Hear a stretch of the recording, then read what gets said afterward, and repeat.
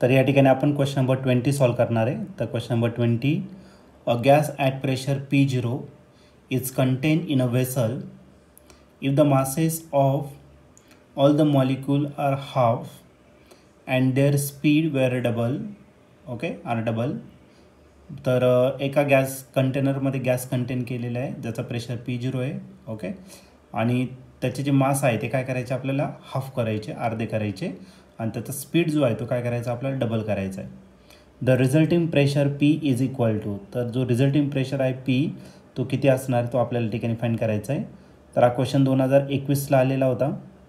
तर याच्या 4 ऑप्शनपैकी पहिलं जे ऑप्शन आहे ए ते आहे 4P0, बी ऑप्शन आहे P0 divided by 2, C option आहे P0 आणि लास्ट डी ऑप्शन आहे 2P0. तर या 4 ऑप्शनपैकी या क्वेश्चनचं करेक्ट आन्सर काय असणार आहे. चला तर आपण याला सॉल्व करूया आणि मग डिसाईड करूया. तर या क्वेश्चनमध्ये एक गॅस दिलेला आहे ज्याचा प्रेशर किती आहे P0 इतका, ओके. मग सुरुवातीचं प्रेशर आहे त्याला आपण P1 ने रिप्रेझेंट करू. P1 दिलेलं आहे तुम्हाला किती P0 इतका दिलेला आहे, ओके. आणि कंटेनर त्याचं काहीतरी मास असणार आहे, okay. Contain in a vessel if the masses of all the molecule are half. तर आपल्याला दुसऱ्या केसमध्ये जे मासेस आहे ते काय करायचे आपल्याला हाफ करायचं आहे. म्हणजे जो M2 आहे, M2 किती असणार आहे 1/2 दॅट ऑफ द M1 इतका असेल, ठीक आहे, पूर्ण गॅसचं बरं का.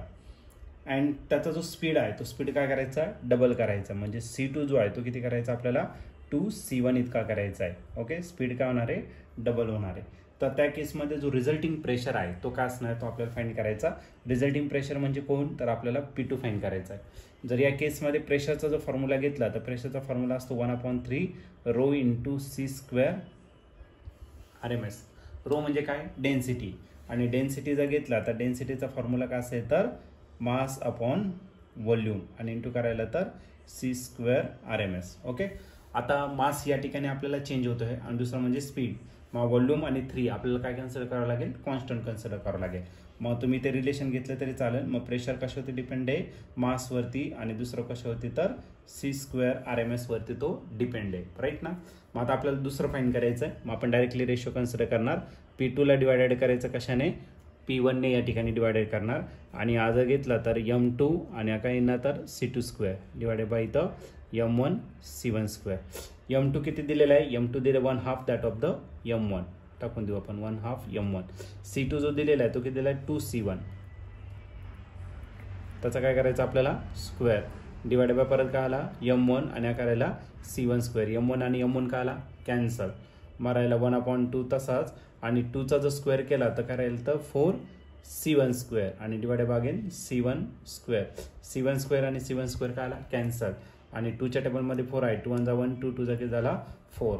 मग P2 डिवायडेड बाय P1 याची व्हॅल्यू किती भेटणार तर 2 भेटेल. पण P1 ची व्हॅल्यू दिलेली आहे, P1 ची व्हॅल्यू किती आहे P0. मग P2 डिवायडेड बाय P0, आणि हा जो P0 इकडे डिवायडेड आहे इकडे काय करून घ्या तर मल्टिप्लाय करून घ्या. मग आपला P2 जो आहे तो किती भेटणार तर 2 टाइम्स P0, ओके. मग जो प्रेशर आहे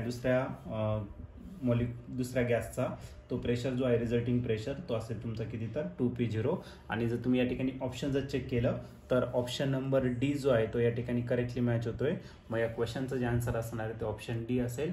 ऑप्शन डी म्हणजेच काय 2P0.